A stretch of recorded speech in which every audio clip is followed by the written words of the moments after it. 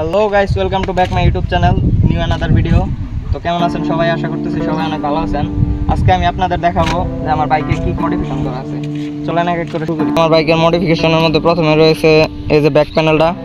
এটা আমি খুইলা দিছি, ব্যাক প্যানেল ছিল ওটা আমি খুইলা দিছি, এমনি কাটাকাটি কিছু করি নাই। খুইলা এই যে পিছন থেকে নাম্বার প্লেটের একটা ক্লাম বানাইছি, ক্লাম বানায় তারপরে এই যে দুইটা ইন্ডিকেটার ইনস্টল করে দিছি।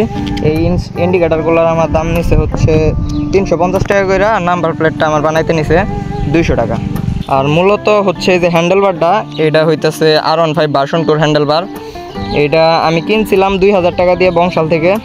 কেনার পর আর 200 টাকা দিয়ে আমি লাগাই নিছি, বুশ ছাড়া লাগাইছি। বাম্পারটা একটু নিচ দিকে ডাউন করে তারপর এটা আর কি লাগাই দিছি।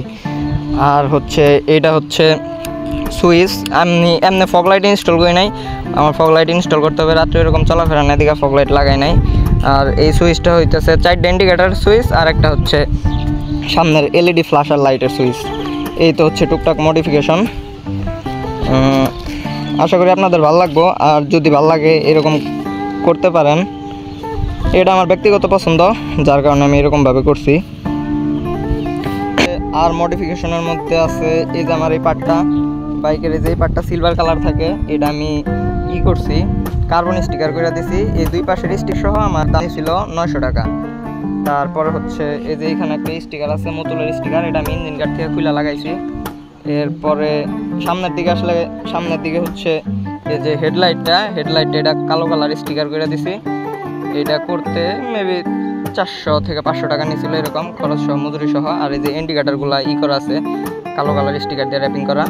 আর এই যে মিটার উপরে যে ইটা আছে প্রোটেক্টরটা, এটাও কালো কালার স্টিকার দিয়ে করা। গাইস, ভিডিওটা এই জায়গায় শেষ করে দিচ্ছি। দেখা হবে আবার পরবর্তী কোনো ভিডিও।